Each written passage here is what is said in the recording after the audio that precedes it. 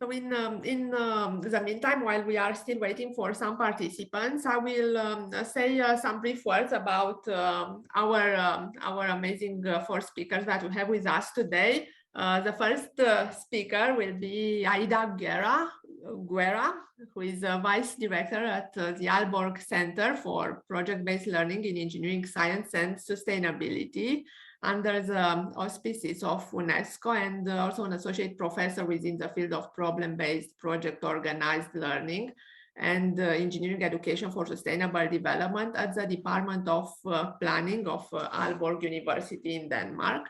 And Dr. Guerra has been developing and doing research in the areas of curriculum development, continuing pedagogical development, engineering education for sustainable development, the Sustainable Development Goals, project-based learning, engineering global challenges and competencies, a broad area of expertise. And her current research focuses on project-based learning and the integration of sustainability in higher education.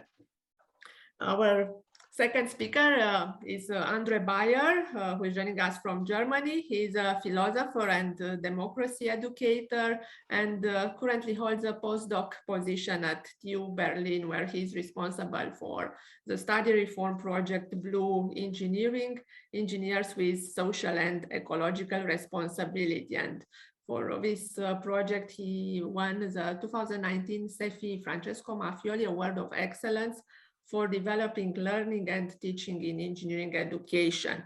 He also has been visiting lecturer at TU Delft, Aalborg University, and Sharif University of Technology, Tehran.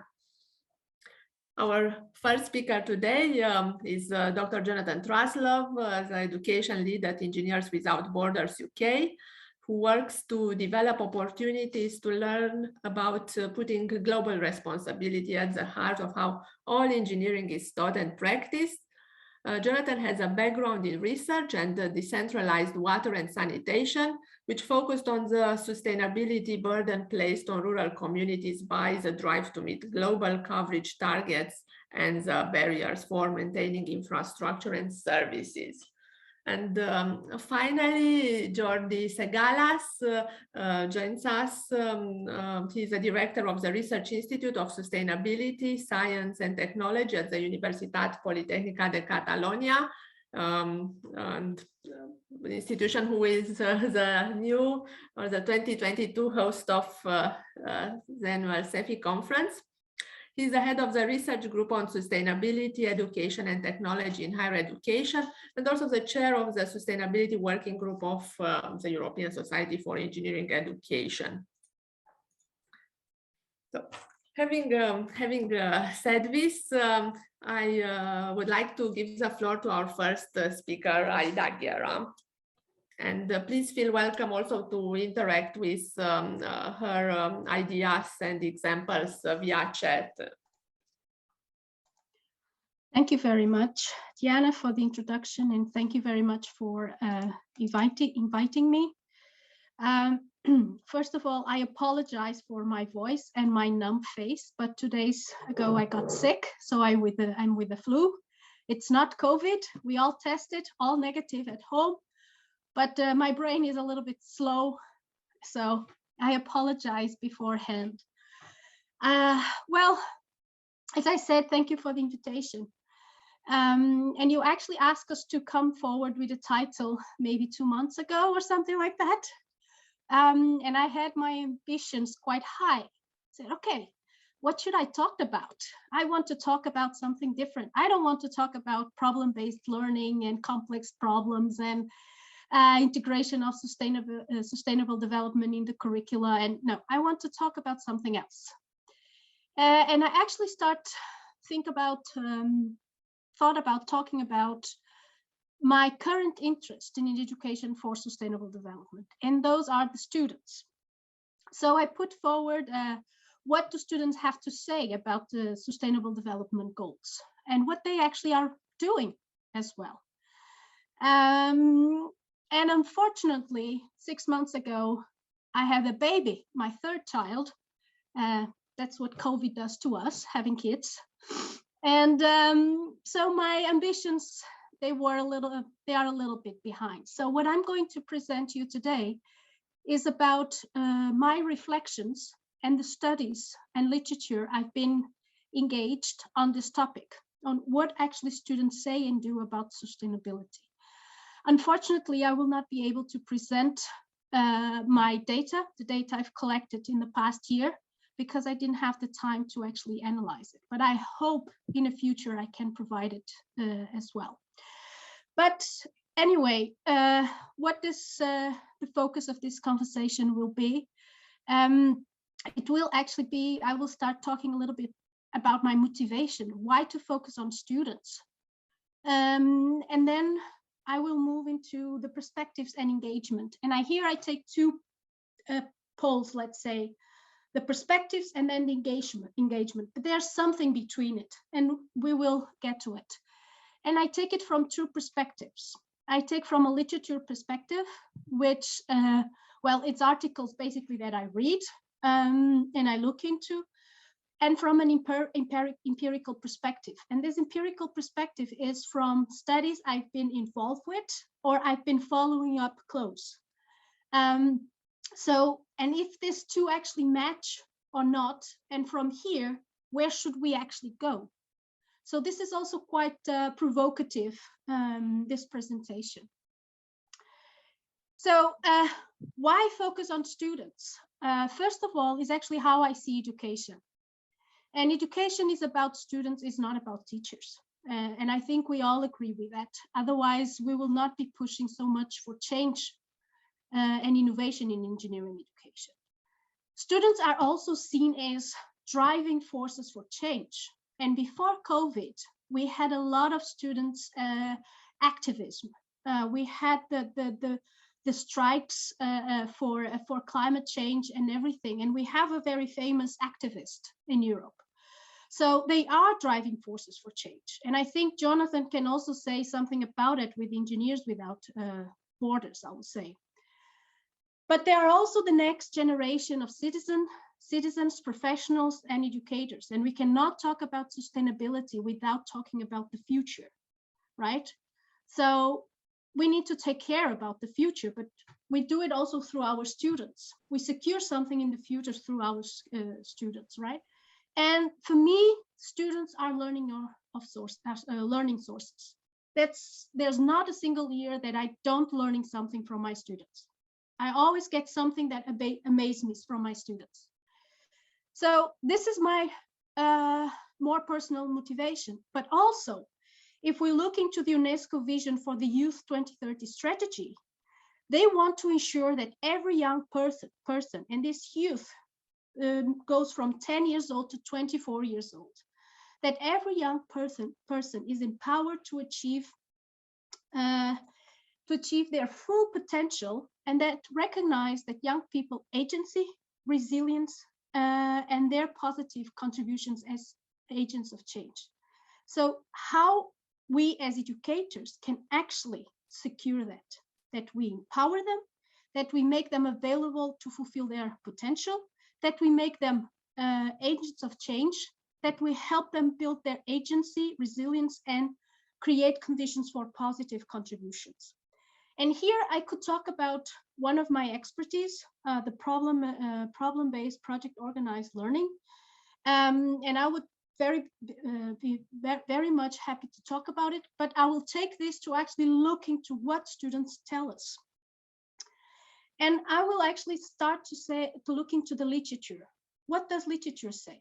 And since my PhD, my PhD in 2014 when I finished, that these perspectives can actually, they kind of follow me. There is a relativistic or subjective perspective on sustainability that is counterproductive. Everyone basically defines as it wish sustainability. So if someone actually wants to act towards sustainability, it finds difficult to find a ground because there's no consensus, there's no common or agreed definition. Or it is fluffy, or it is complex, or it's not for my field, or it's not. So there's always something. That could be an excuse, and probably is more an excuse than something else. But the truth is that these discourses start to become reproductive, you know. They reproduce constantly. So the other aspect is actually the environmental perspective. So sustainability is about environment. Yes, but it's more than that, right? We have the economic development, but we also have the social equity. So it's more than just environment. We need to look into the connections. We need to look to the whole picture. And there's the technocratic perspective. Literature says that this technocratic perspective, where technology is the solution, it's a weak approach to sustainability. There's a need for a more strong approach to sustainability that is this more ecocentric approach.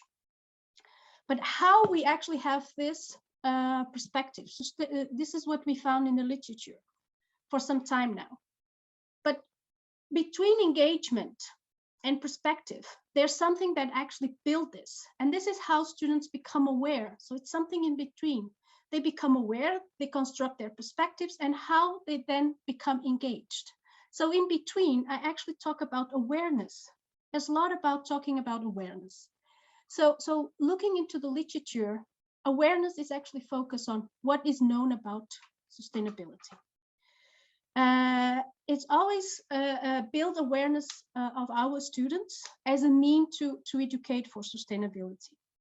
But there are other synonyms about awareness, and it's about sustainability knowledge and understanding, and it's also about sustainability literacy. And so far, so good. I don't think this is quite new for us in terms of awareness. But what actually I found interesting, the literature I look into, is that this is very limited to the traditional strategies to integrate education for sustainable development. And what I mean by traditional is because then since 2010, 2011, we have been talking about strategies to integrate sustainable development in engineering education curricula. And it's always about campus management and initiatives that take place in the campus management and add-on strategies to curriculum and course. There's not much on integration. We just put one course. Then we have an overload of the curriculum. And then it's a greening effect rather than an effective approach to educate or integrative approach to educate for sustainable development. And what also the literature says is that the conclusion and the goal of this the reports on assessing what is the level of awareness is that the focus is on the status quo. What is the level of awareness of the students with some suggestions for further development? But it's very limited. Why the level of awareness is as it is, and why is so difficult to move forward? How can we can actually build to another level? So the reports always come with low level of awareness of sustainability, including that students have no idea what initiatives are being taken in campus management. So this is also a lot of a case-based level. So maybe it's not the entire picture, but it's what actually the numbers show in the studies. What about engagement? What is the difference between engagement and awareness? And here is where things start to become interesting, I would say. First difference is that engagement focus on what is ACT for sustainability, what actually students do. And is also related with the action value gap. This means that what actually values and attitudes and cultural frame students have in relation to sustainability and what actually actions they take. So why they may have a certain discourse, but they act in another level. And this probably also applies to teachers. And there are some interesting studies where they actually look into dormitories to see how actually students' attitudes towards sustainability is also practiced in these dormitories. So it goes beyond the formal educational settings. And this is actually what engagement starts to appear differently when comparing with engagement as well, awareness, I'm sorry. That also is a more integrative and holistic approach to what students know and do for sustainability. So it goes outside university, outside academic life. And here we actually where we have the different places, if we see university as a system, then we actually see how students as agents can actually have a mobility between different systems within university, and then they go outside, engage in other organizations, in other institutions, and they bring their experience from universities outside, and they bring what they learn from outside to inside. This is what we actually learn from the literature. So the outputs and the goals is actually to understand this, the value action gap students demonstrate, and to provide support to promote activities that lead to behavioral change, where this actually gap should be minimized. So this is what the literature is being said until 2021, 2020. But what does empirical studies also say? Are they aligned or not? Do they actually now point to something different or not? Since 2014, now what I've been involved to is there's not a bigger difference actually. And I would like to have your input and your knowledge, if you can actually contribute with your context and say, well, what I see from my students is that we have a different perspective into it. So what the students say and what empirical studies say, and here the studies are quite focused on the Aalborg University context. So we actually start observing if there is or not awakening in engineering students at Aalborg University. So at Aalborg University, just a little bit of context, Aalborg University, all of engineering curricula is problem-based, project organized. This means that every semester, students solve a problem through a project. And they end up finishing with a report they have to submit for examination. And this report is actually uploaded in a database at the library. So we have a database, a bank of knowledge of students' projects. So let's look into these projects and see what the students actually reported in here. And we look into all engineering reports available there. Okay, what is the number of engineering projects uploaded? And in 5 years, the number of engineering students project doubled. This doesn't mean that the number, the attractiveness of engineering for engineering students is higher. No, we just have, we are having a progressively higher intake in engineering students at the faculty. So we don't look into why these numbers double. But when we look into the sustainability, the reports containing sustainability, even though the numbers are low, they kind of almost tripled. So there is something here. Students are showing something. They start reaching out for sustainability, I would say.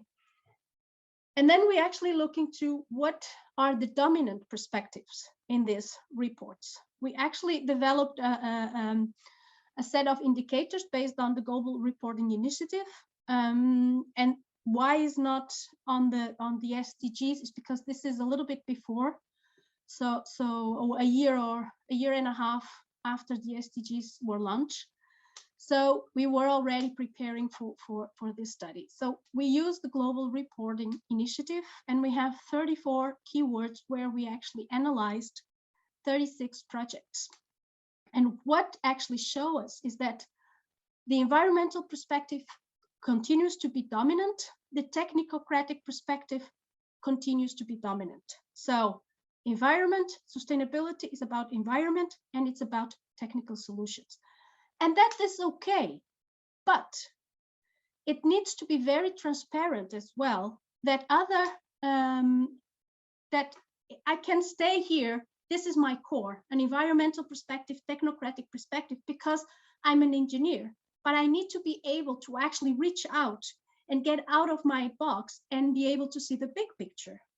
What are the impacts? How my solutions are influenced, what my solutions influence and are influenced by. I have to have this perspective. I need to be able to involve other stakeholders in developing these solutions as well, and other disciplines and other perspectives, and see what are the impacts, what are the trade-offs with economic systems and also social systems within the context. this awareness, this construction also needs to be done, and not close the students in an environment that is only about environment and technocratic. If this happens or not, I don't know. That is beyond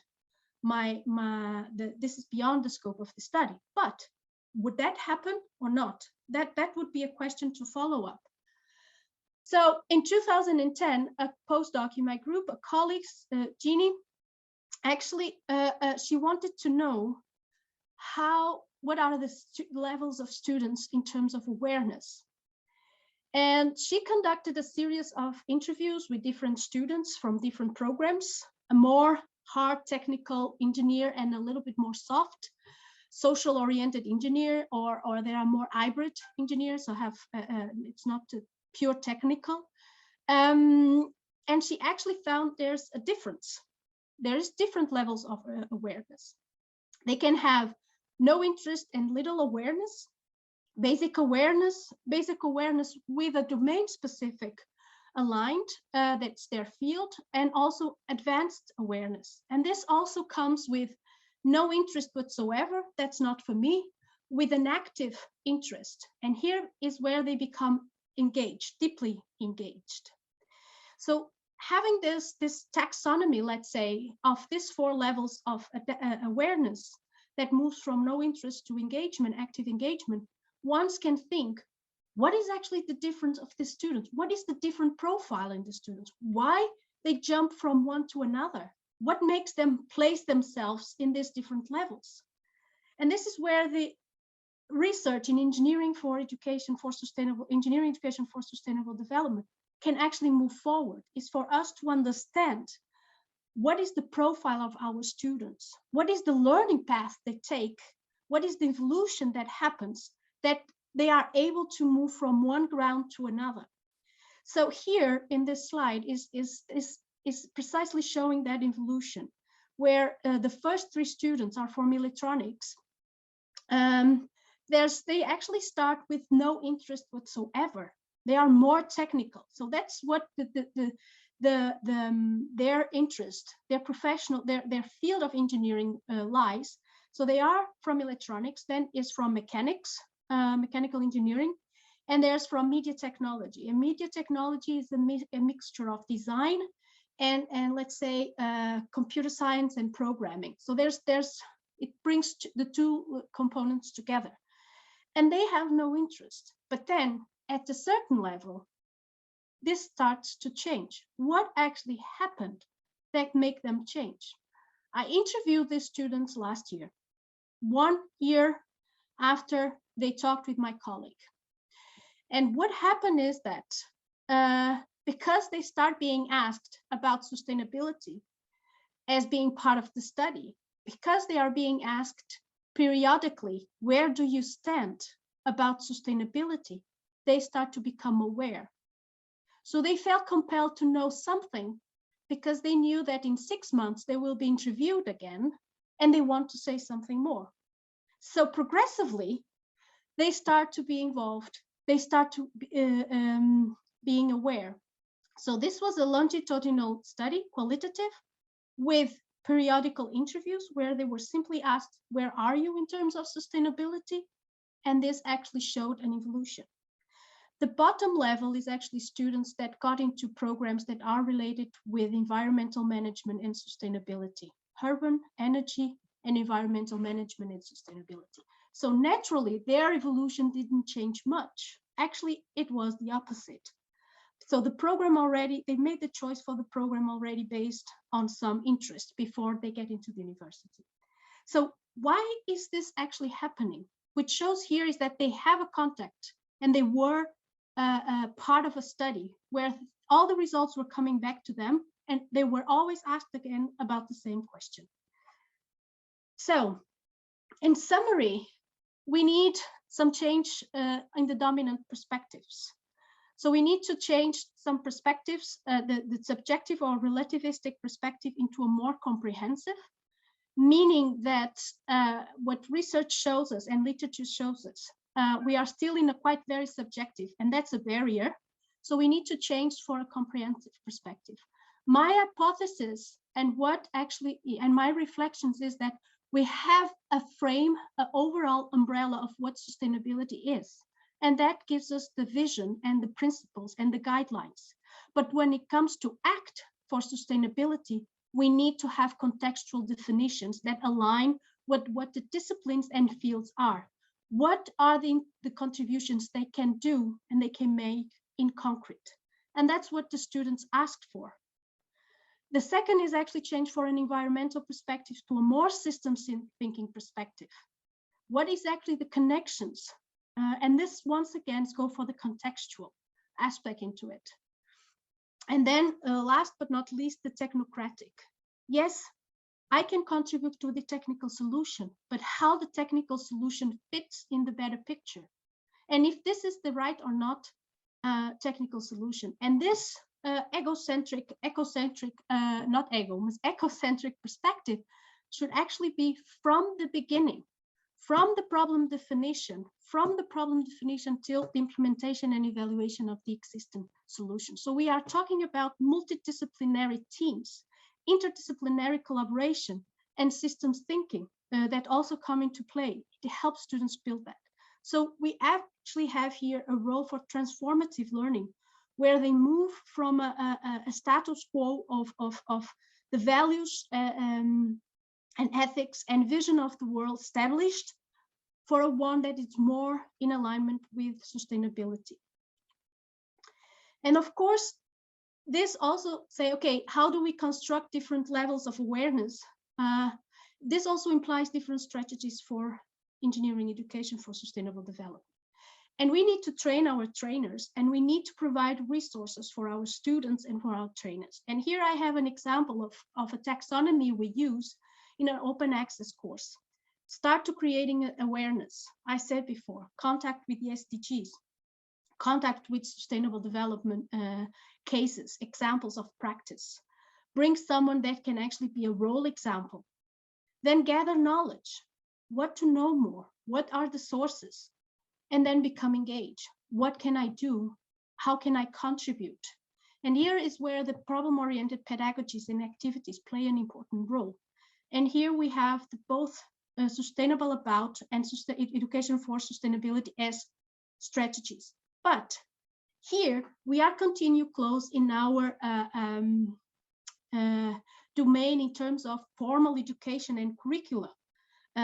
Educational setting, we are forgetting that students and the boundaries are permeable. They move around, they move outside and inside.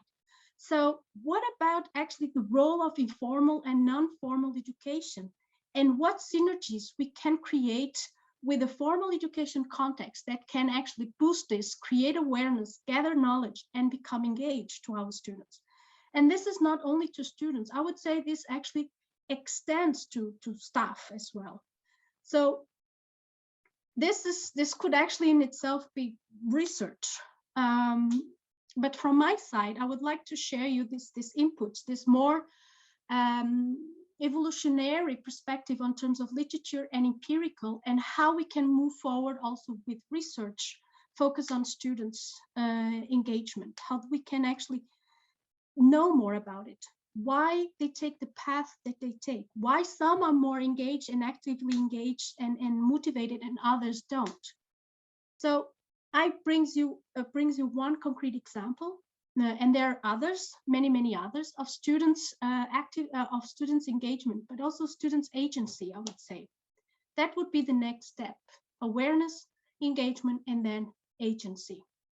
And this was brought to me by a student. And here I like it very much how they put it. What do? We run programs. We do research, we strengthen members, and we offer services. And I took a look into the research. And this is what they have from 7,000 responses across 100 countries.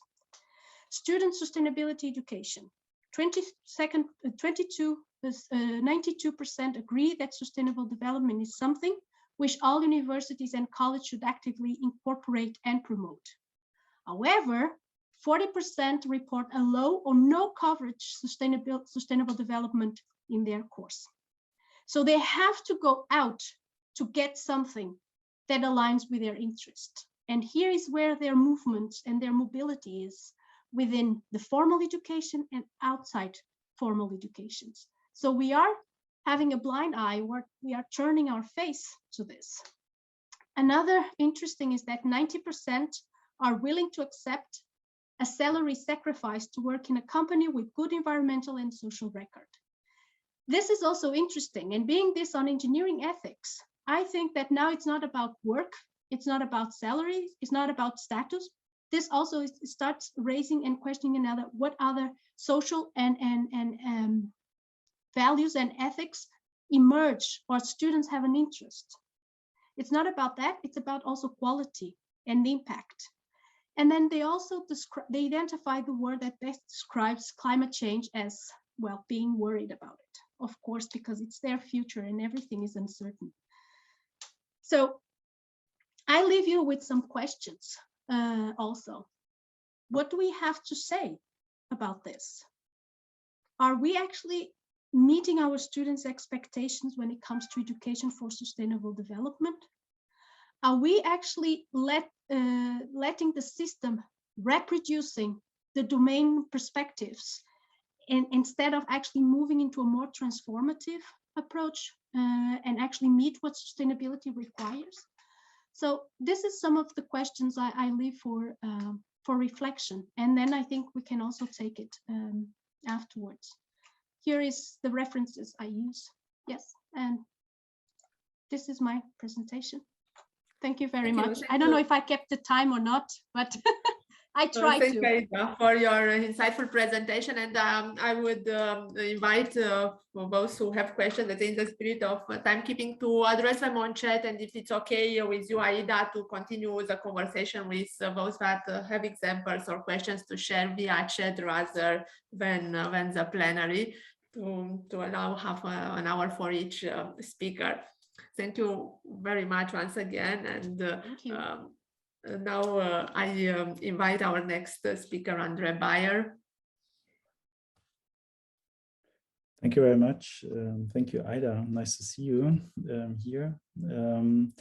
But I think with your presentation, we also see a little bit how we are dealing with global resources. So I think it's very nice that there's no discussion, because usually at these events here and workshops that we have, the first speaker speaks a lot, and then there's a long discussion, and then the last one doesn't have any time. So we also, as people, we learn how to manage the resources that we have. So I think this is very nice, and you brought in the key questions basically. How do we engage students, and how can we act as role models? And my for year-long advocacy in this sense was always that we as engineers, we cannot give over sustainability or responsibility to another department, let's say to the philosophers or to the sustainability department, if we have something like this, because in every single lecture and every single course that we do, we have to bring in sustainability and ethics and responsibility from our perspectives as engineers. And when we bring it in as engineers in every single workshop that we do, people are more and more in contact with it, and also they realize it's part of becoming an engineer to deal with these issues. So what I would like to encourage us all is to really take up this idea of role model into every single lecture that we do, into every single workshop, basically, that we do. And this might even be a little bit of an annoyance to us, because then we have to change the presentations that we do, and we have to change the way we teach sometimes. But I think it is something that we need to be role models, because then students learn from us, and then they pick up in that sense. And I think there's already a lot of knowledge there, also with students, but it lacks also the possibility to really engage. And I think with what Aalborg is doing with these project-based learning ways, students experience themselves as acting persons, as people who can create their own environment, who can alter and to change what is around them, and to see that they have an effect on what they do. And basically, this is all what we tried to incorporate in the design of the course that we developed 15 years ago or so, by now, 12 years ago. We called it Blue Engineering for, I don't know what reason, but it was just there, the word. But it was there not only to cover the ecological side, as Aida also mentioned it, but also to see responsibility from a more global, holistic perspective that is also including the societal and social responsibilities that we have as engineers. Like, where do the resources come from? Where does the metal, the iron come from? Where does the lithium come from? Where do all the resources come from, and where are they produced, under which conditions? And we need to deal with these questions in the production, but also in the recycling and along the way of all the products. And this is not so much typical, I think, in all of the engineering education, and we can implement it. And even with the more theoretical courses, I think there's possibility to address it, especially if you use it as a role model.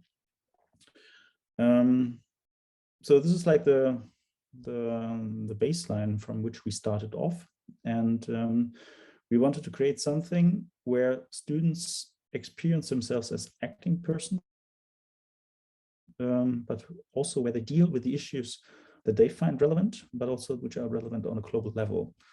So this was like the objectives that we gave ourselves as students back then. And I'll tell more a little bit how it developed in a minute. And one of the first activities that we developed is, in the sense, not just sitting and listening, but if you want to get engaged within university, you really have to have the chance to get engaged in university, and you can implement it very easily. Also in lectures with 100, 200, 500 people, if you just provide the chance for people to talk with each other. Because this is what we discovered at the very beginning. Engineering students, they just sit there, listen and listen and listen, and then they get a task, and then they do the task or do the test or do whatever they are told, and then they are happy because someone tells them, oh, you did very well, either by getting a good grade or getting a good payment or getting whatever. And so we wanted to raise the option of people discussing with each other, what do you actually want, and how and what technology do you want to develop. And one of the first activities that we did was basically asking the question, what factors of engineering and designing technology do you want to consider? And I just would like to ask you here, as the participants, write down what factors do you think we as engineers need to consider when we do technology. Just take out a sheet of paper or open a Word document and then write down, I think profit is very important. I think ecology is very important.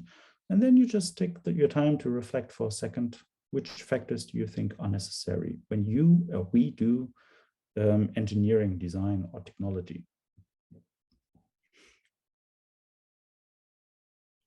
5 or 6 or 7 factors that you think are relevant when people do technology.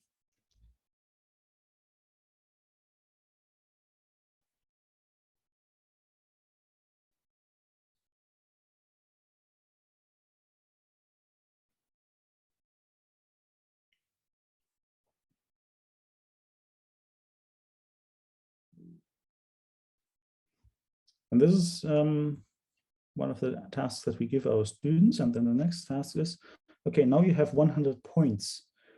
Try to divide these 100 points on the factors that you identified. So how much points do you want to give to profit? How much points do you want to give to the environment? And how much for whatever other factor you identified? And with giving the points, you give them more importance.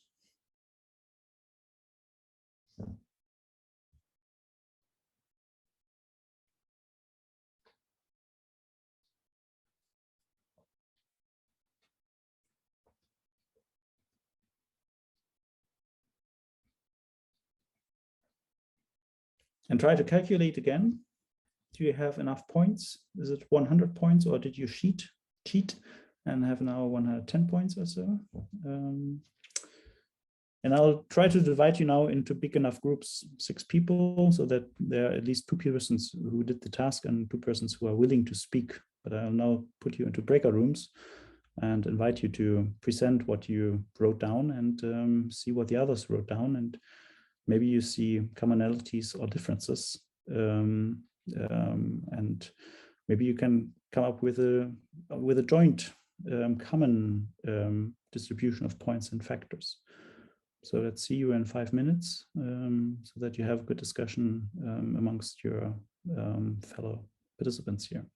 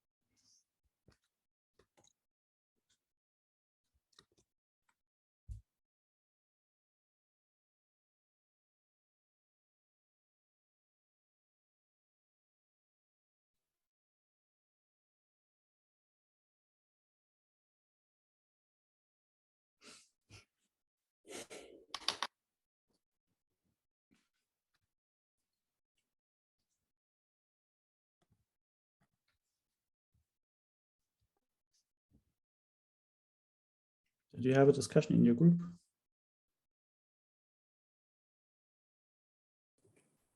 There were not so much time.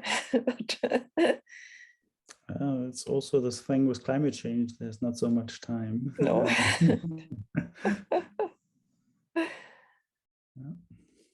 We always wish that it's not hitting us, that we have to make the consequences. But at the end, there's little time and we need to make very urgent decisions. and yet we want to have democratic decisions and make decisions that are everyone accepts in a way.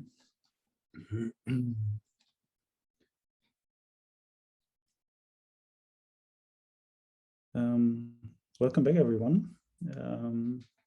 What I just noticed now is that many more people have turned on the camera. This is also one of the things that if you complain about black screens, you just have to provide moments where people get together and share with each other, and then they are willing to show each other, because just sitting there and listening, they are not that much like giving their face away. I don't have a problem with black screens.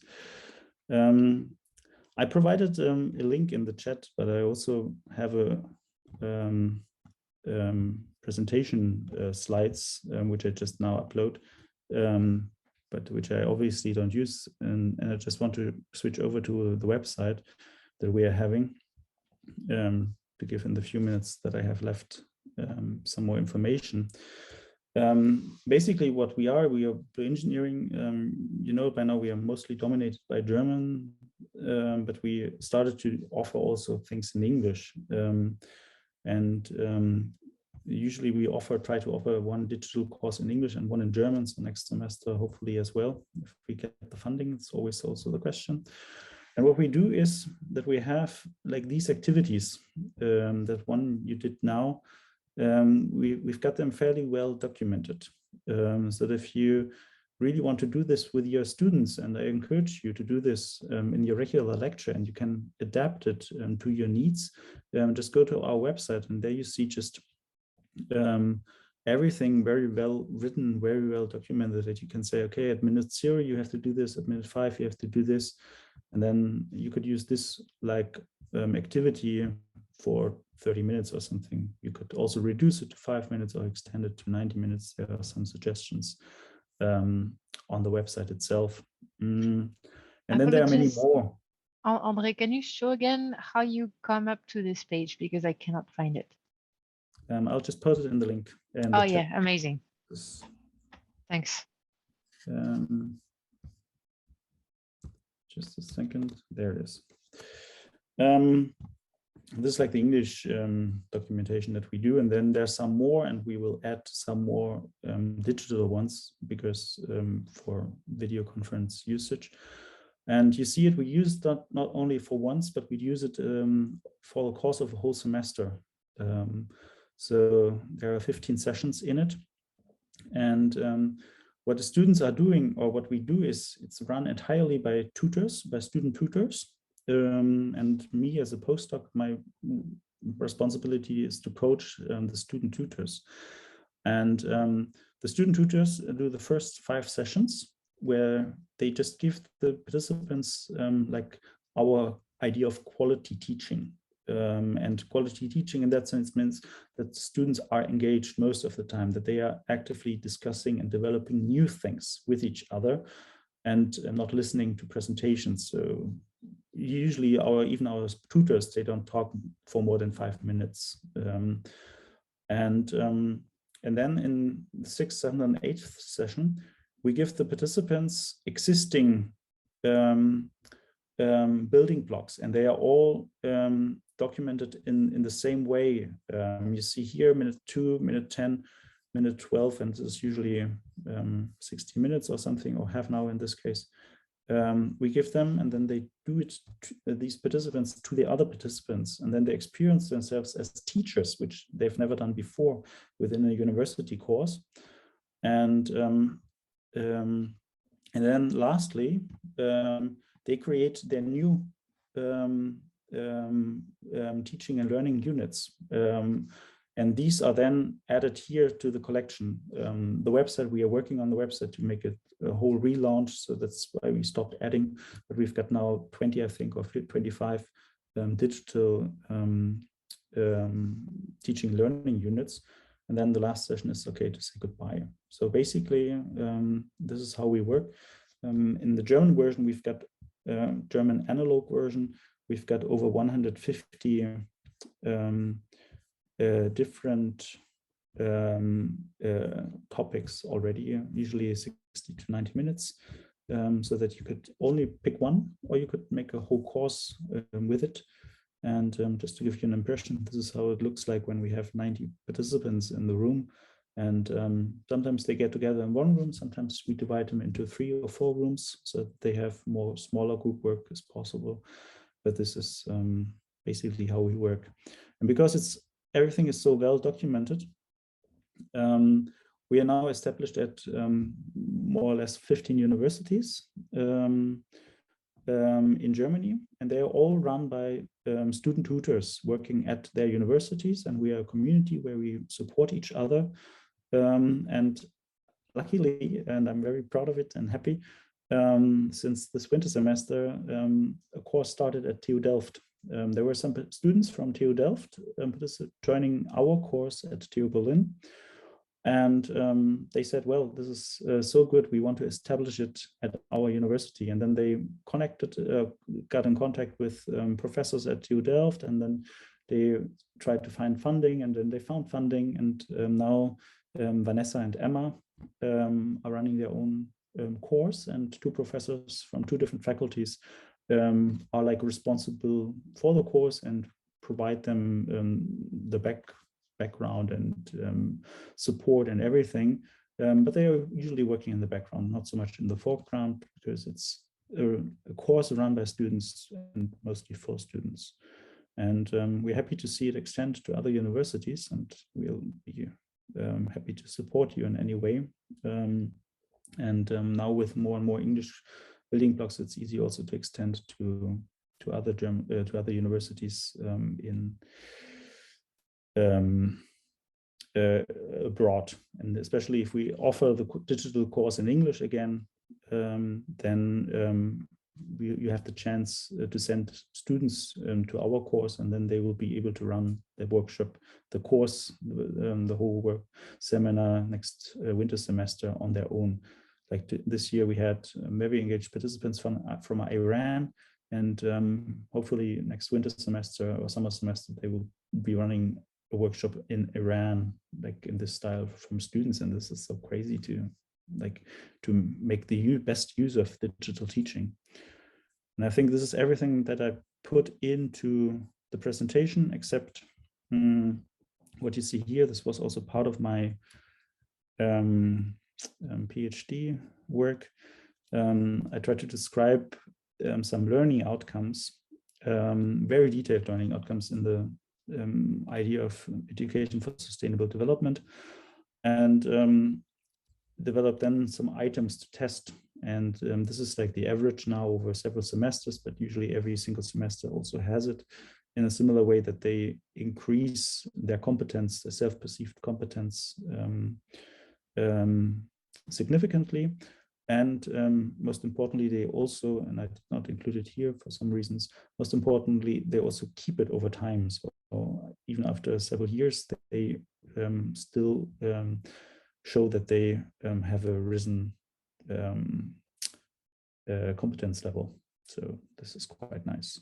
So to answer the questions of Aida again, engaging students means also giving them space at the university, I think, either through project learning, but also in other ways. It's still possible, also in very miniature ways. Also giving them, including a space where to actively reflect on responsibility amongst each other, and only on ethics, sustainability, and responsibility. But it's also the job not to have it like as a single course, but you have to have a single course, I think, and to include it in every other course, to act as a role model. And by doing this, they experience themselves as acting people, as people who can change things. For them, it's a huge experience to engage in their own university teaching in the first spot, and then in the second spot to see that what they did has an influence. They're not just working for the trash bin, but the teaching units that they develop, they are used next semester by their fellow students, and this gives them also a boost of motivation to to not just do anything, but to do something good usually, and has an effect. Thank you very much. Thank you also, André, for presenting to us your initiative, which I think is a great example on teaching in a comprehensive manner for sustainability. And we have time for 1 or 2 questions, so please feel welcome to raise your hand if you want to ask André question about his presentation or more general work. And of course, the invitation also to put any questions or comments you might have also via chat. We have a question from Melanie. Yes, thank you. So I was wondering if a university decides to join the course, how does this actually work? It's just the university can borrow the material and take it, or because you also mentioned at some point the Berlin University. Yeah, could you say a little bit more?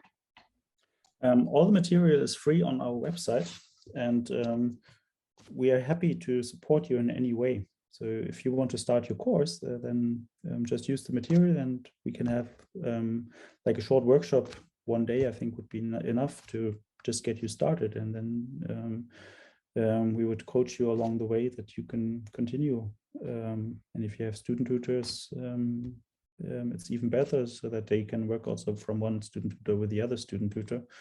So we provide all the material, and this is how we are spreading the course system. And to pick up the question from Aida, yes, it's co-designing one's own teaching, I think, definitely. Or not even co-designing, it's designing one's own teaching, because it started off as a student initiative, and it still is a student initiative in a way. And how it got spread, it was through conferences, because then a professor came to me and said, this is great, I want to establish this definitely here at my university. One case, one president said, this is great, I'll find a professor who does it. And then they established it at their universities. And I gave the example of Emma and Vanessa, who were students, and they said, this is great, we want to offer it at our university. And then they were looking. And what I, like as a summary, what I can say is it's good to trust people and to have a lot of confidence in them. We are engineers. We know that sometimes things fail, and we do not dare to let things fail in university teaching.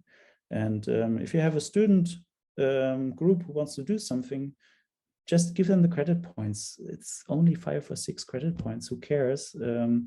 It's not like that a bridge will get demolished or crash because of the participants joined one 6 credit point course which was not so good. But just give them the chance to make a course on their own, and you will see what happens. Like this was in our case. The professor whom we approached, we said, here are the first 15 units. Can we offer it? And he said, this is great, because next semester I have to offer a module, a course on a similar topic, but I don't have any idea and I don't have any time. You do the work for me and you get the credits for the students. And then we as students were saying, this is great. We also always wanted to be teachers. And then we had the chance, and in our case, it was quite a success story. And in other things it fails, but it's not that much of a tragedy if things fail. As long as the whole university system is somehow still educating people that they know how to construct bridges or whatever. Sometimes I wish people would know less of technology, because then they may produce less weapons and get more peace activists. So maybe it's good to also fail sometimes these engineers and only provide certain knowledge in universities or something like this. But this is on a different topic, but it's very much connected with TU Berlin and sustainability, because TU Berlin,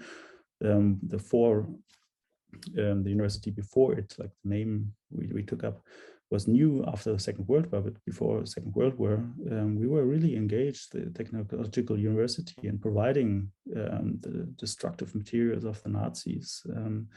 And we've got a responsibility, not only on World War II level, and we are all approaching some sort of war, hopefully not amongst people, but climate change and everything. There's a lot that we need to do, and we need to do definitely less technology in some cases. I think it's very personal. Thank you, André, for concluding with this reflective question as to how, given that engineers, in a way, job specifics is about producing new things, inventing new things, and there is still this aura of the entrepreneur. How much should engineers still produce given the current challenges of our times, and are engineers producing too much? I invite you to make the most of the chat function to further engage with André. And now we move to our first speaker of the day, Jonathan Truslove from Engineers Without Borders, UK. Thanks, Diana. Good afternoon, everyone. So thank you very much for the invitation to speak today. I'm absolutely delighted to join you today. And thank you so much for the amazing talks from Aida and André, the previous two speakers. I was laughing a little bit to myself. I felt a bit sheepish when Aida said she didn't want to talk about project-based learning and complexity, because I will be touching on two of those points. So I was feeling a little bit sheepish there, but I loved what the kind of message and themes coming out from André and Aida in both their talks around just student-driven teaching and student-centered learning. That education is not about the teachers, it's about the students. And I think that's a really powerful message. They are the future leaders. And thanks to Aida as well for pointing to Engineers Without Borders. For those that don't know, Engineers Without Borders UK began as a student-driven movement. So students are massive agents of change and drivers of change as well. So I've got a quick set of slides to share. So my name is Dr. Jonathan Truslove. I'm the education lead at Engineers Without Borders UK. So today I'm going to be talking a bit about the work that Engineers Without Borders UK is undertaking in the education for sustainability space through our flagship in-curriculum challenge, design challenge, and around this question of how do you create passion and potential to contribute to a safe world. So Engineers Without Borders UK, we are a movement working to reach the tipping point where global responsibility becomes integral to the way that all engineering is taught and practiced. So to introduce this concept, I first wanted to touch on our charitable purpose and why we exist. So the world faces twin challenges: delivering a decent standard of living for everyone while living within our ecological limits. So these two concerns are brought together in Kate Raworth's donut economics model, which visualizes a space between planetary boundaries and a social foundation, where it is ecologically safe and socially just for humanity to exist. So the social foundations are broadly drawn from the UN Sustainable Development Goals. The ecological ceiling is drawn from 9 key areas verified by the scientific community, such as the Stockholm Resilience Centre. The collection of these 17 goals designed to be the blueprint to achieve a better and more sustainable future for all. So let's have a look at where we are currently faring across these different categories. The areas in red is where we're not meeting the needs of people or where we are pushing our ecological limits as a planet. We are globally falling short on our social foundations while also overshooting our planetary boundaries. Research that was just published this Tuesday, the 18th of January, quantified for the first time the extent of novel entities or the planetary boundary chemical pollution. So the news from Tuesday is pretty devastating, as this has already been assessed to be drastically exceeding the limits, bringing the total number of planetary boundaries we have exceeded from 4 to 5. And the World Economic Forum also released this month its Global Risks Report for 2022. Over the next 10 years, environmental risks such as climate action failure and societal risks such as livelihoods crisis dominate this list. So it's widely accepted that we currently live on a planet that is not sustainable, nor is equitable, and the impacts of this are becoming more visible and can be seen everywhere. But why, as engineers, should we care? Typically, engineering still largely relies on unsustainable practices and materials with limited consideration for the broader impact. So breaking down the categories within the donut economics model, we can begin to see how engineering can play a direct and indirect role to the excess use and facilitation of these resources. So for example, engineering is critical to delivering a social foundation of housing that provides safety and security for people.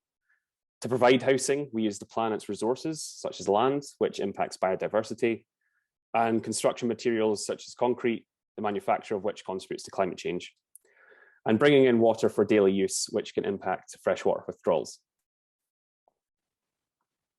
So overall, the engineering community has played a significant role, both good and bad, in getting humankind to where we are today. But it also has the power to rapidly transform our world for the better, offer credible solutions to reduce emissions, and to take drastic action required now to ensure a safe and just future for all. So we're now in the SDGs decade of action. As a result, we need to be reaching a tipping point where global responsibility becomes integral to the way engineering is taught and practiced. And the principles behind this are responsible, to meet the needs of all people within the limits of our planet; purposeful, to consider the impacts of engineering from a project's or product's inception to the end of its life at the global and local scale; inclusive, to ensure diverse views and knowledge are included with and relevant within and respected within the engineering process; and finally, regenerative, which is to actively restore and regenerate our ecological systems rather than just reducing the impact. So whether you're a university academic, student, engineer, innovator, or involved with engineering in any way, we want you to be part of our groundbreaking force for good and a movement for change. And I'll add a link to our strategy at the end of this session if you're interested in finding out more. But first, I want to pose a very basic and fundamental question, probably quite a tricky question. What is engineering? Imagine that a friend of yours is interested in applying to an engineering undergraduate program and asks you this question. What would you tell them?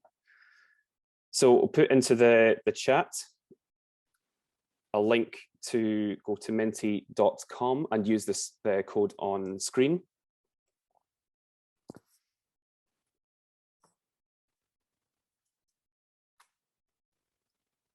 So that's a quick link in the chat. So what I want you to do is we'll take a couple minutes of reflecting and writing out what you would tell your friend if they were applying to an engineering undergraduate program and asks you what is engineering. So feel free to write in some keywords or a phrase. Write it like you would say to your friend. It's not a test, don't overthink it, just interested in what comes to mind.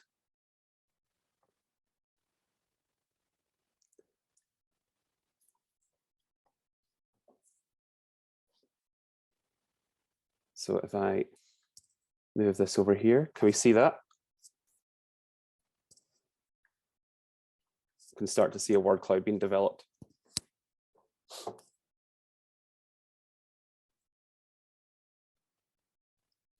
Technology, making, developing solutions, problem solving, identifying problems.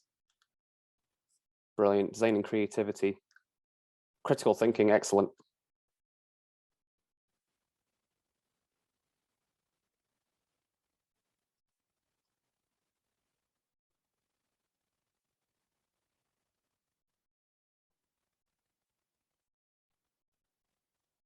Problem solving, yep, optimizing, creativity.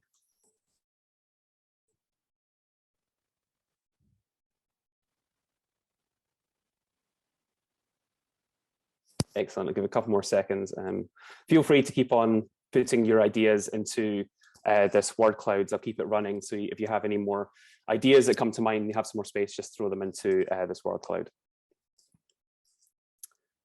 Oops, that didn't mean to do that. Apologies.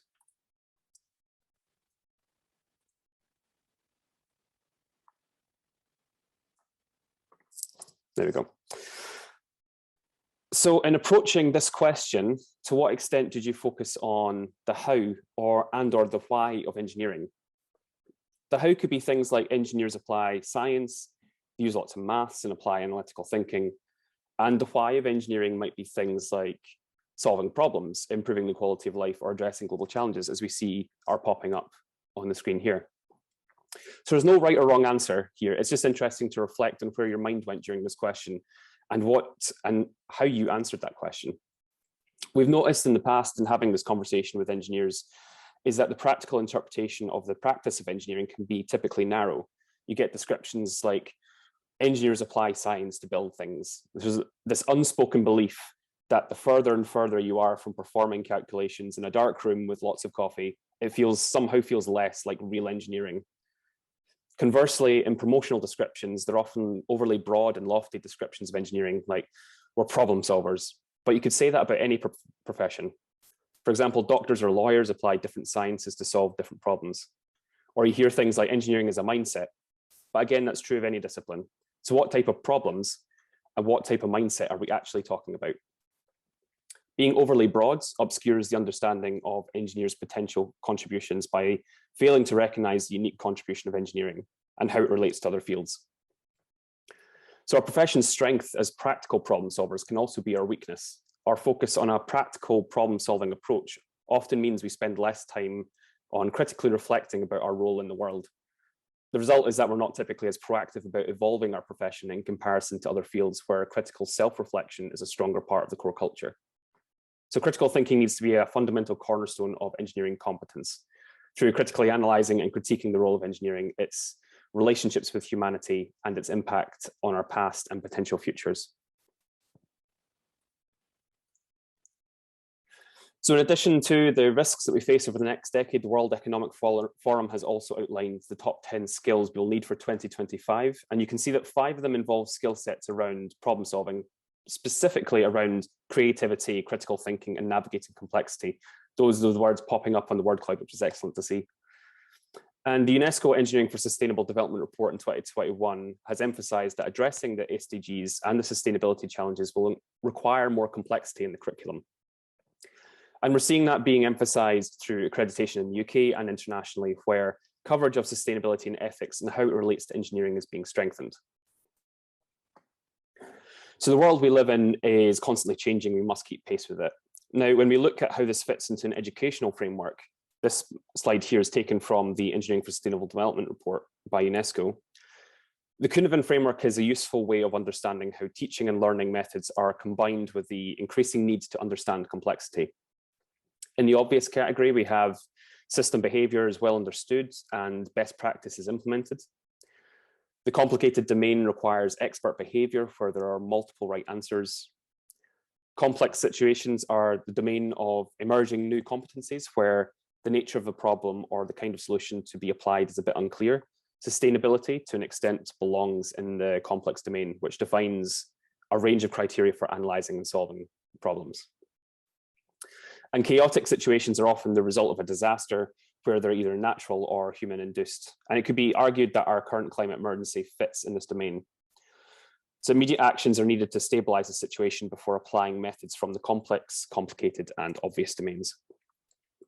And the normal and traditional engineering curriculum responds to the simple and complicated domains. But the challenges of the sustainable development, the fourth industrial revolution, and employability call for possible learning competencies to fall within all of these domains.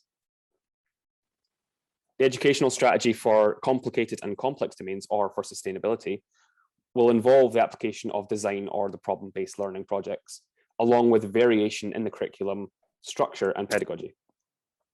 So this means that interdisciplinary, student-centered learning is a must. And this is where Engineers Without Borders UK is where our in-curriculum design challenges sit. It combines online and on-campus learning with elements of active learning to engage students in the classroom. So the Engineering for People Design Challenge is our in-curriculum program that seeks to inspire a multidisciplinary group of university students to broaden their awareness of social, environmental, economic, and ethical implications of engineering, alongside the technical skills and the understanding of the implications of engineering solutions across the globe. So this is taught through a project-based learning pedagogy and mapped against competency frameworks like the UK's accreditation for higher education programs. The initiative embeds a globally responsible awareness during this pivotal moment in the student's career and moves away from pure theory-based education. So our whole approach to developing globally responsible engineers is based on the simple process of raising awareness, providing opportunities to learn and deepen understanding, facilitating discussions and debate, putting things into practice with an appropriate amount of real-world consequence, and then reflecting on what has been learned to improve next time. So to prepare for taking action in the real world, we believe in the importance of practice, the ability to practice the action without the reality of doing the action with the real world consequence. So that's why we embrace project-based learning in this approach. In 2020 to 2021, Engineers Without Borders worked with 38 universities across 4 countries, so South Africa, Ireland, the UK, and the USA. So yeah, we work with 38 universities across all 4 countries, embedding the design challenge into first and second year undergraduate curriculum, making it part of the degree course. So since 2011, the design challenge has been delivered in these universities to over 52,500 students. As a personal anecdote, I am one of those students. I participated in the design challenge as part of my civil engineering degree in 2014. And I can honestly and wholeheartedly say it was a critical turning point in my education that put into context the relationship engineering has with people and planet. And it really inspired me to be more globally responsible in how I use my engineering skills.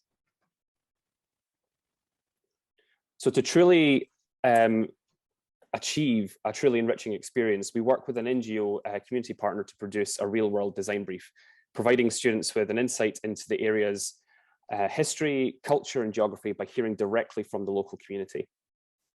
So after developing an understanding of the context, student teams work through the design process to develop a solution of one of 8 challenge areas. Over the years, we've partnered with some amazing organizations globally to deliver a design brief with rich insights into the local community and the challenges that they face. This year, we were delighted to partner with the Centre for Appropriate Technology and worked with Engineers Without Borders Australia to consider engineering challenges and opportunities found in Cape York, Australia, which is a large peninsula located in the far north of Queensland. And this was centred around Aboriginal Australians and Torres Strait Islanders. These are the proud traditional owners of Australia and the proud keepers of arguably the oldest continuous culture on the planet. So students have the opportunity to learn about Indigenous communities and their relationship on the land.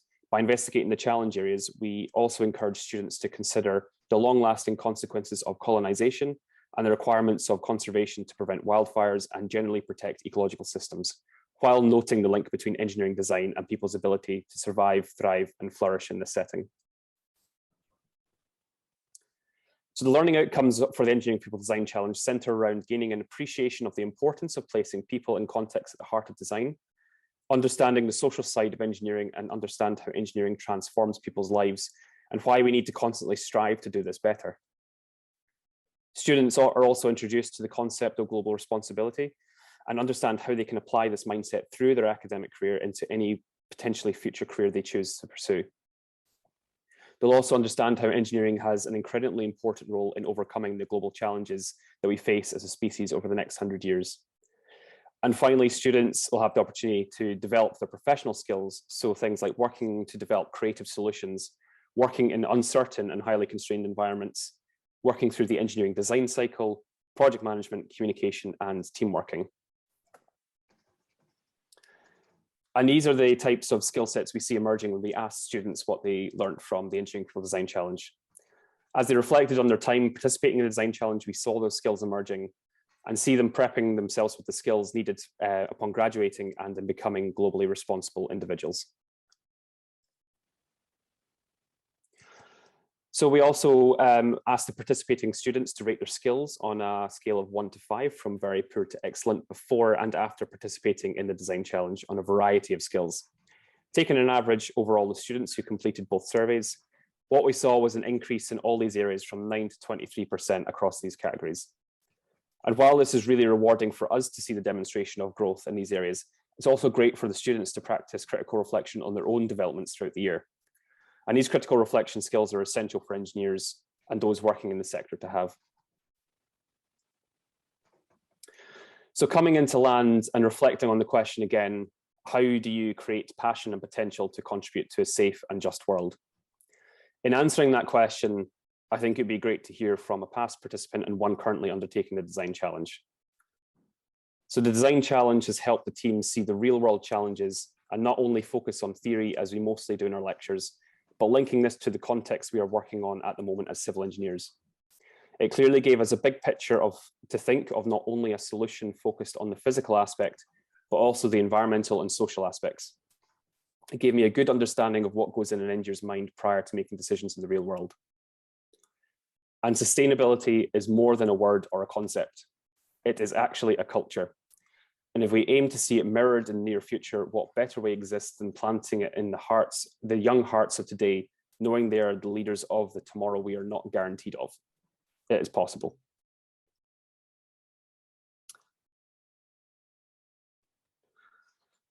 So thank you so much for listening. If you'd like to do more to demonstrate your commitment to globally responsible engineering, you can join our movement at the website below. We also have 2 volunteer opportunities in two of our design challenges we are delivering in February. So I can post the details in the chat, and do feel free to get in contact if you're interested. And yeah, if you're interested in learning more about Engineers Without Borders UK or our in-curricular design challenges, please do get in touch. So reaching the tipping point where global responsibility becomes integral to the way all engineering is taught and practiced will not be easy, but together we are a powerful force that can and will achieve a safe and just future for all. So thank you very much. Thank you, Jonathan, for your work and for your contribution, and please include the details on chat. I would like to give now the floor for the first question to Aida, who made a comment on chat, and to raise it directly to you.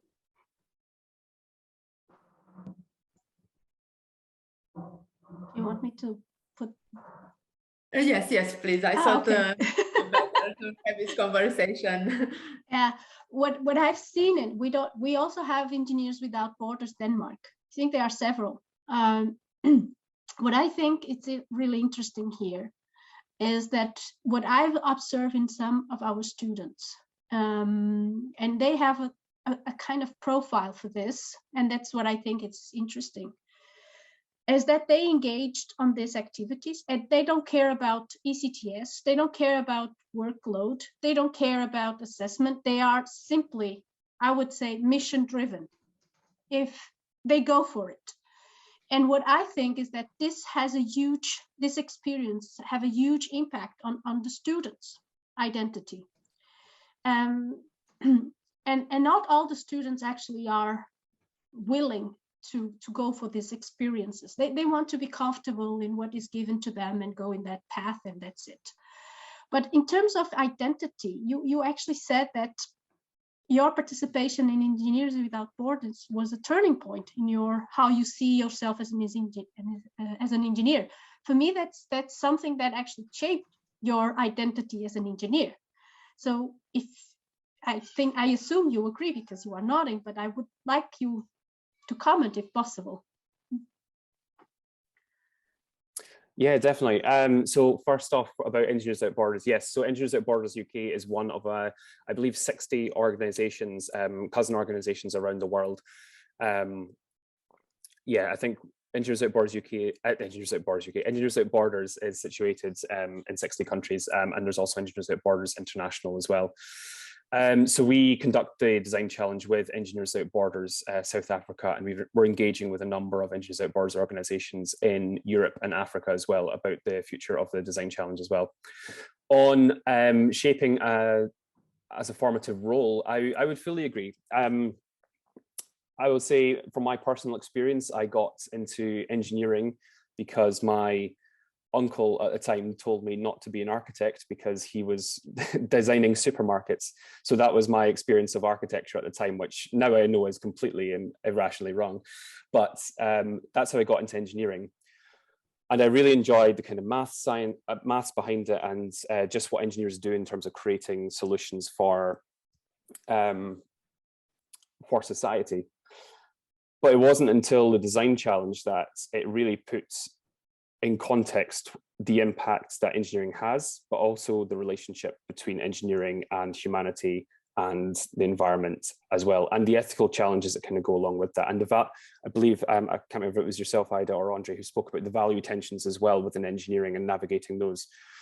So it really made me question and actually critically think about my role as an engineer and where my passions lay, and at the time, very mission driven as well. And I think as well, it's about changing the perception of engineering as a whole, that and this comes to bringing more diverse perspectives into the engineering and STEM disciplines as well, is that we need to be more transparent and visible about the role within of STEM to society and planet as well. It's not just about doing mathematics, it's not just about building stuff, it's actually we're having a formative and profound impact and responsibility to people and planet. So I think the mission driven in engineering goes very, very much hand in hand, because the role that engineers have is critical to society and planet. Does that answer your question?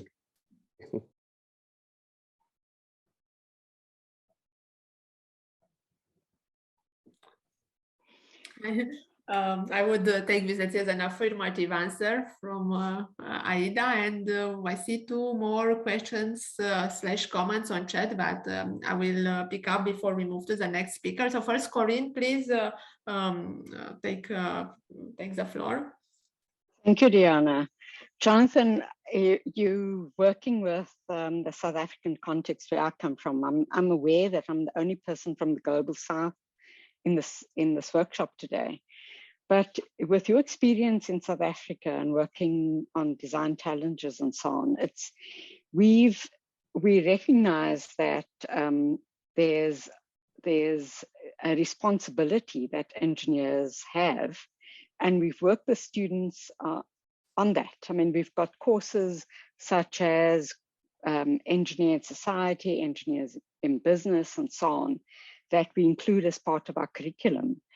But students also push back on those, on the notion that they need to be activists, that they need to make some change, because you know, unlike in the medical field or in the legal field, those kinds of professionals work directly with their clients or their customers or their patients.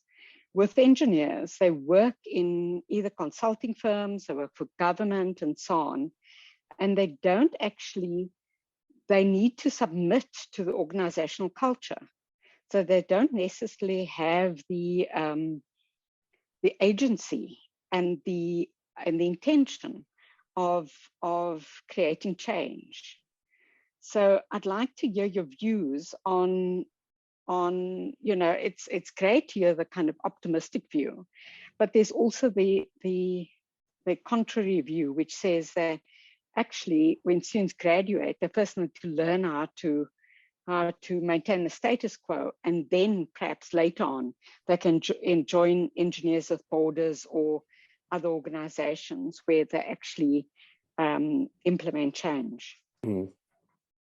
Yeah, great question, and absolutely, it's a really challenging environment. So we work primarily in university space as well, but we're also working with professionals. For example, one of our head of engineering sits on the boards and small groups within the Engineering Council and the Joint Board of Moderators as well. So we conducted a study on global responsibility with civil engineers, and I see Shannon Chance is online as well. So she was our lead researcher researching this particular topic, and the findings of that were particularly interesting and articulate exactly the problem you're saying, is that there is a drive for, okay, I want to make more sustainability choices within my decisions, but organizational culture is a barrier in itself to implementing those decisions in the day in and day out. What I would say is that the culture is changing at the pace, unsure at, but what we're seeing in the UK is, particularly with the Joint Board of Moderators issuing guidelines for accreditation and what they want to see in the profession, is they see that the climate emergency should be included as a cultural feature of how engineering is taught and practiced. And that is no small change. And that was backed by some of the leading engineering companies in the UK. We see that engineers with a sustainability strategy, engineering organizations with a sustainability strategy, and there's a survey by the Institution of Engineering and Technology that looked into this. 93% of those organizations with a sustainability strategy did not have the skills to meet it. So there is a drive from organization, from the top down and the bottom up, of this real want to go further and need to include these skills and values within engineering culture organizationally, and at the university level, so top down and bottom up as well.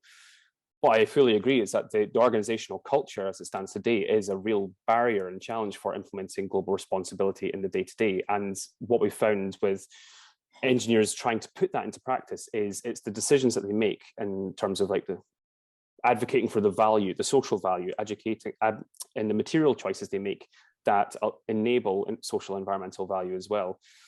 So I would say the culture is changing, but we cannot ignore that there are substantial barriers that we need to overcome with the organizational side of things as well. At the university level, with the, sorry, I'm taking up too much time, but at the university level, with the kind of resistance to modules around engineering and society, I think it was André that said that what we don't need to have add-on standalone modules and areas of study that talk about engineers' relationship with society and planet. These need to be embedded throughout the program and curricula as well, and just not be seen as something that is optional for engineers to contribute to. So Jonathan, thank you for your contribution, and I invite you to engage with Melanie's question via chat.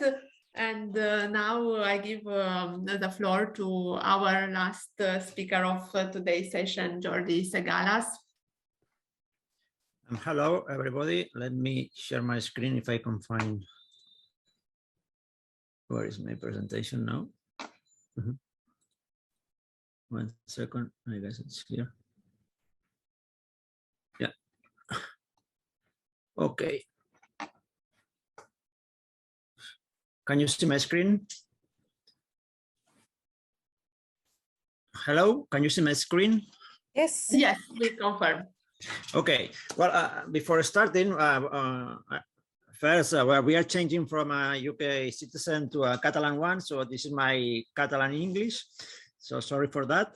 But then I hope that you can understand my accent. So I wanted to discuss with you a kind of work we have been doing in terms of developing a framework for competency framework for engineering, at least with some universities in Spain. But before, after listening to the different presentations, I will just to share with you one anecdote that we have, we are trying to do different approaches to introduce sustainability in our university, and one in some departments, what do we have is a compulsory course on sustainability where we state the basis, and then we embed sustainability in all the other courses, because we see sustainability as an algebra course. So in order to apply algebra in other courses, you need a basics on algebra or physics or whatever. So then the idea is we need some basics on sustainability, and then we should apply those basics in other content courses related to engineering. This is how we see it. And one year, and I think this is very interesting, from what we have been discussing about the students, I had one student, and at the end of the semester, this is a course on sustainability for the first year in the first semester. At the end of the semester, one student say, well, this is bullshit. I am here to sacrifice 4 years of my life to get a degree, so to get a better job, to get a better salary, to buy more things. Other thing that doesn't matter, the other things. So then, well, you get, well, you say, what's happening here? No, because after all the discussions and all the different approaches that we were having in the classroom, that you have this kind of answer from one student. So then you see that there are, I would say, students are citizens, and our students also reflect the understanding of sustainability of the citizenship. So there are students who are very proactive, but we also have students who don't really give any value to sustainability, and we have to be aware of that also when we are designing our courses. And actually, there are some literature that demonstrates that the role of the teachers and the role of the education is very, very important, because even in engineering, in technological studies, in engineering education, sometimes the students which come from high expectations in terms of social awareness, after going through our degrees, they lose this social awareness, the social commitment. So the role of engineering education is very high, at least, well, I would say, to promote this highlighting the social awareness of the impact of engineering, but not only, at least not to discourage the ones who are already entering with this kind of values. So once I said that, let's start with my presentation, which, as I introduced before, it's about a proposal for a framework for competency framework for engineering education that we have been developing for 6 years here with some universities in Spain. And thank you for inviting me to this webinar. Well, all this presentation, of course, it's open source, so you can use it, and please use it if you think it's relevant for you. So it's in Creative Commons, so please spread the word if you think it's interesting. So the content is basically explaining what we have been doing in what we call EdInSOS project, which stands for Education, Innovation, and Sustainability in higher education. And we have had two projects. One is the EdInSOS 1 and the other one EdInSOS 2, easy. And we were working in different areas. The first area was to develop a sustainability map, then working with, which is what should be learned in terms of sustainability, which competences. The second one is how should this be learned, with teaching and learning strategies, the role of the teachers in all the equation, and the role of the students. And the next project was EdInSOS 2, where by this time SDGs were in place, so we introduced the SDGs framework also in all what we were doing. Okay, so let's start now. So as I was saying, the main goal was to educate education and social innovation for sustainability at Spanish level, where 11 universities were involved, and we were analyzing 13 degrees with deep detail, and around 60 researchers from all these 11 universities were involved in this research. So it was a big project in terms of analysis, and we were analyzing different areas. And this is why I'm presenting the results from the engineering area, field of knowledge, but we were also analyzing the environmental sector and the economical sector, as they are part of the three capitals of sustainability, and also the educational sector, because to train the trainers of our children, we thought in the long term it have also a big impact. But now I will focus on the engineering results. So the main objectives were to develop a sustainability competency map that I'm going to share with you in a few minutes, to validate strategies, to diagnose the status of education for sustainable development in teachers, and propose some development capacity building for them, and make a diagnosis of the students. What do they learn currently in the Spanish universities?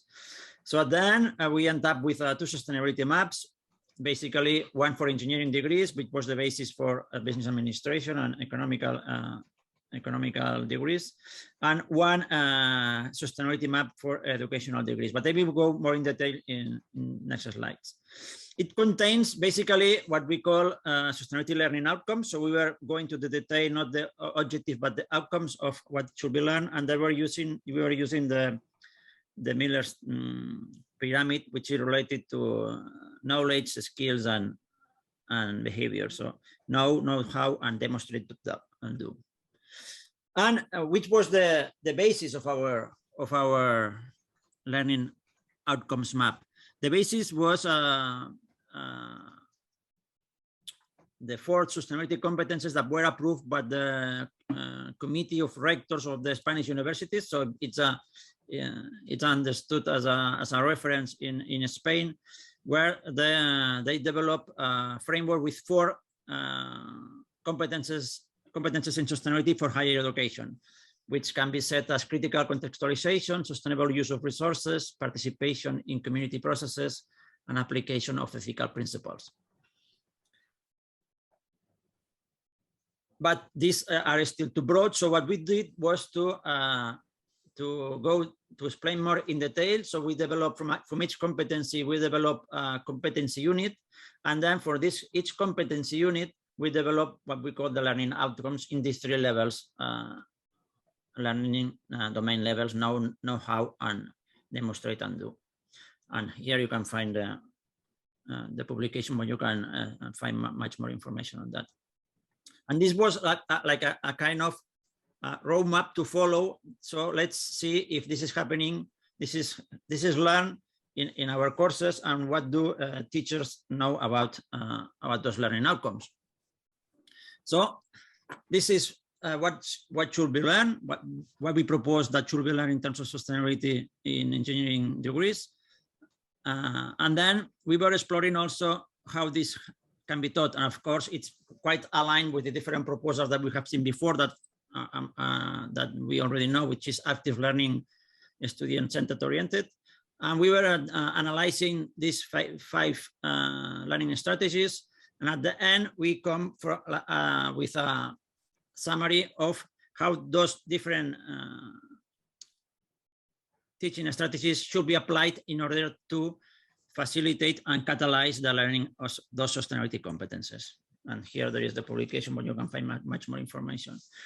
Then what we did was to analyze which is the understanding of teachers in terms of this sustainability map. So do really teachers really know what should be learned in engineering education? Do teachers really are comfortable or know how to apply appropriate pedagogical strategies? And the last one, are they really practicing sustainable practices in their teaching? And so we develop and validate different questionnaires for the different areas we were analyzing, and for the engineering degrees, we develop also a questionnaire with a Likert scale. And at the end, well, there was a population of around 5,000 members, and we got a sample of, for the engineering, of almost more than 500 answers. And in terms of competencies, we can see that most of them agree that those competencies are important and that they know to a certain extent that how to manage those competencies, but still, I will say it's 40% of them are not aligned with the competences that we were presenting. This is a clustering of the learning outcomes for each competence, and this is like a summary. But we can and take into account that this is the answer from 9%, so that we can assume that are the ones who are eager to answer a questionnaire on sustainability learning, on sustainability education. So the other 90% is not even eager to give 20 minutes of their time for sustainability education. So if those are the, let's put it, the champions who are working on sustainability education. And even though there is still room for improvement. We also were carrying out focus groups with the teachers to see more in detail which were their feeling about sustainability education, and it was have already been said that some teachers still are seeing sustainability basically as environmental problems that technology can solve. They are asking for training, and also they really highlight that there is lack of awareness between faculty community. In terms of pedagogy, project-based learning prevails, and as the one who they think it's the most active, is most efficient. But now everyday service learning is taking over. And well, they were putting in also in the equation that there is not really enough institutional support for them. And in terms of students, we were analyzing the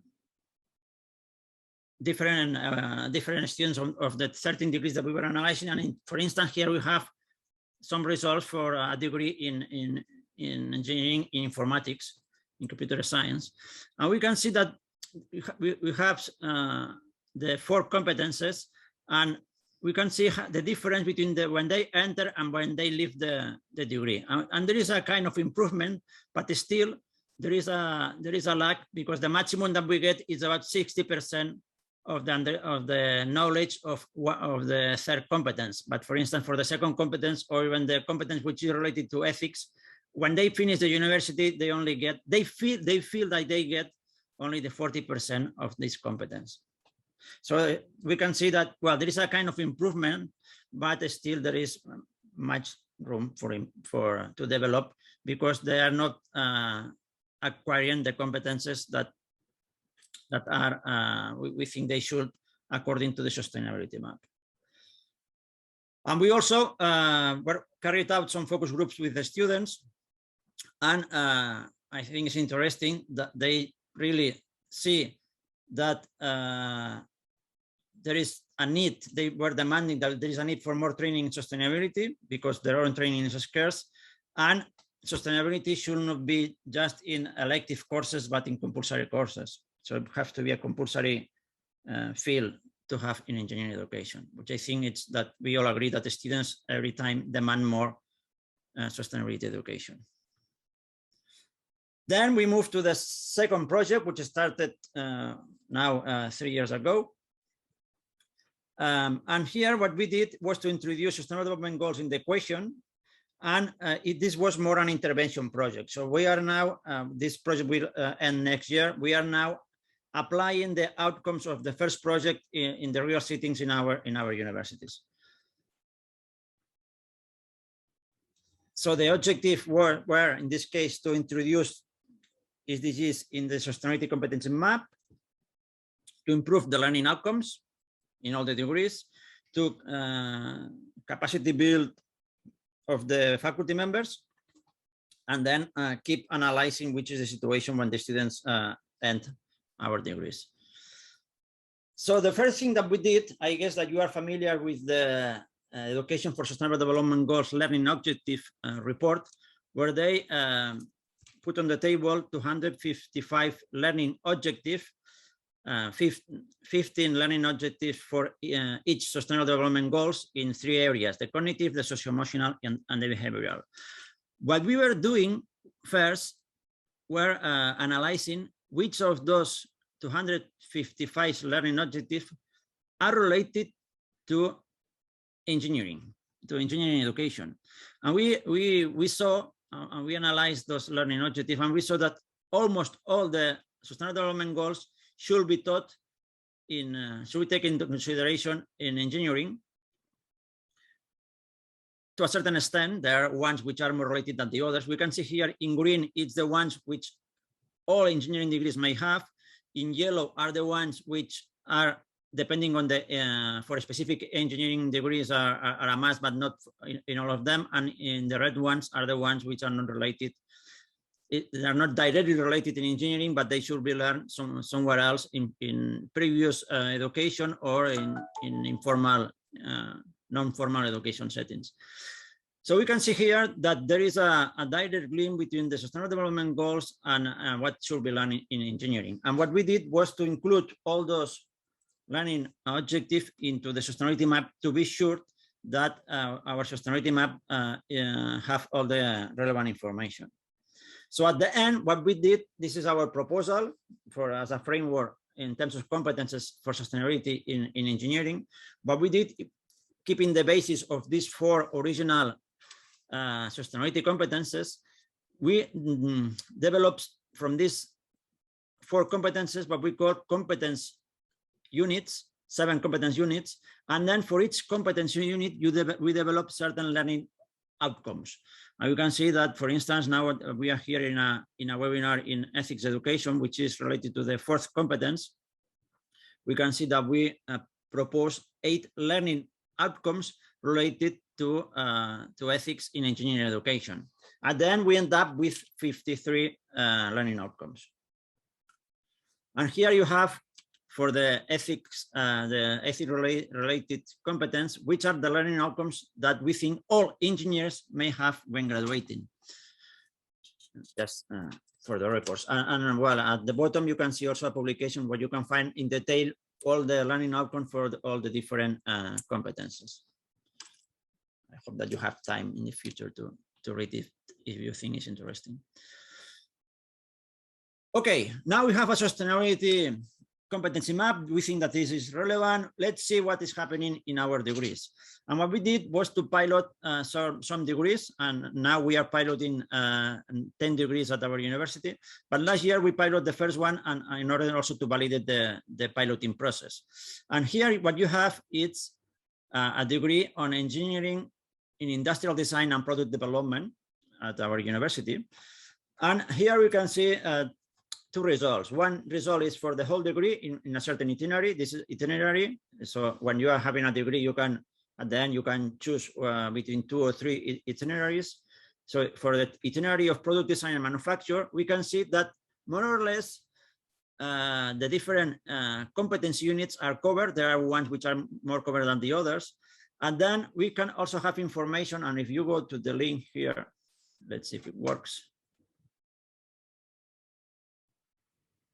This is open source.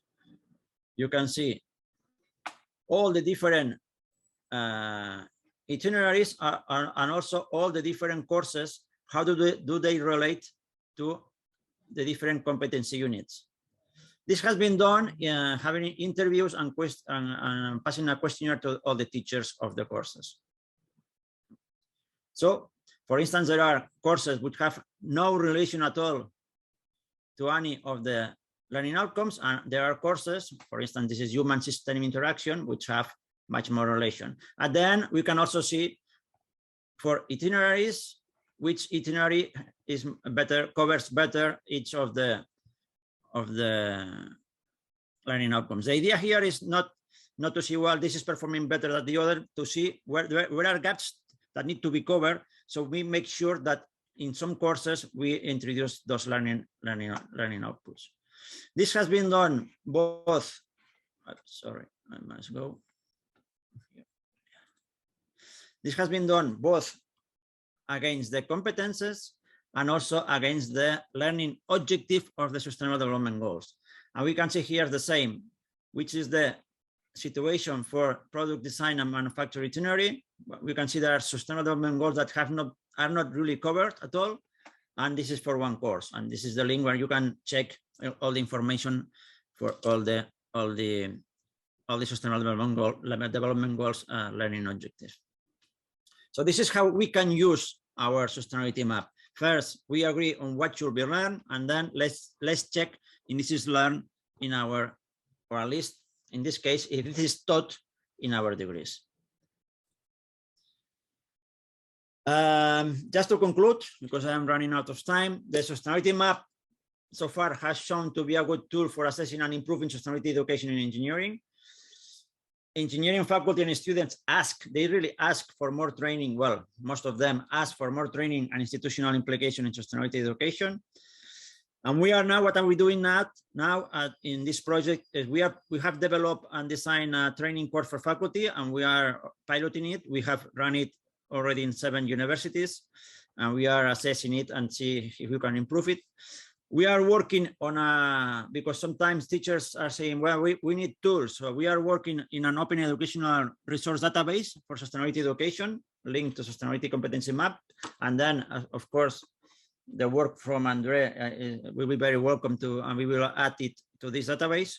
And we are also keeping tracking the learning process of our students, because at the end, this is the ultimate goal, to see how our students learn about sustainability.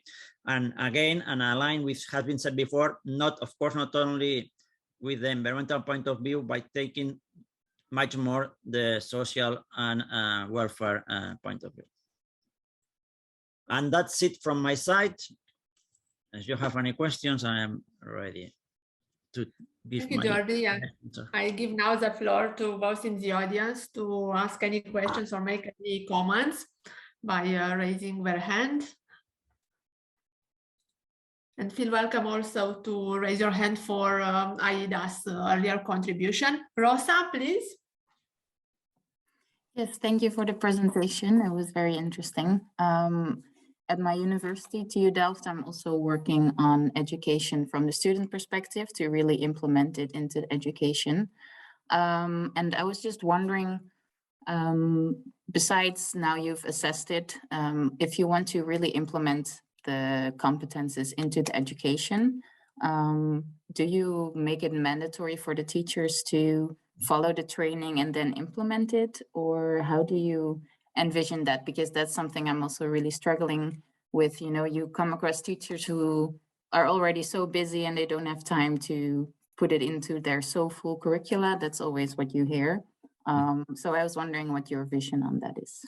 Well, absolutely. Absolutely, it's not compulsory because it doesn't work this way. This is our experience. So at then, what we are doing now, and we are working now with 7 degrees. What we are doing now is there is a top-down approach from the university board, and then when we are involving all the heads of the departments that wants to participate, and we are involving the degree programmers or people responsible of the whole degree. And what we are doing is to involve the champions, because in each degree there are champions, involve the champions, and to help them to show the results that they have and to make it more visible. So then the others, what I will call the followers, when we see there is extra value and recognition from the institution that working in this area, then it's a way. Of course, there is no golden, how it's called, golden, no, it's, well, there is no single solution. But our experience is just showing that is working, and the ones who are here to participate will participate. And I will always say that there is a 20% of the faculty which will never get on board, so forget about them. Don't put any time, because it's losing your time. So just wait, they retire, and then we will see. Yeah. Okay, thank you. Yeah, I'm definitely gonna pitch your program for our university and hope we can implement it in some way. It was very interesting. Thank you. If there is one more quick question or comment for Jordi before we conclude our session, now is time to raise your hand. If not, I want to thank everyone who engaged with our speakers and who gave their time to be with us today. And there is an open invitation if you want to contribute an editorial on the theme of sustainability to reach to my email address, which you can find on chat. And the same invitation is for editorials on the different themes of the seminar series. I wish you all the best. Happy New Year, and we are always one email away to make our community more inclusive. One question: I understand that all the slides are going to be available, aren't they? No, the slides we don't have a platform to make the slides available. The recording will be made available on the SEFI website. Sorry, on the SEFI YouTube channel. Okay, it's just if anybody wants to have my slide, just send me an email and I will share with all of you. No problem. Thank you. Thank you. Have a good afternoon, everyone. Thank you very much. Thank you. Bye.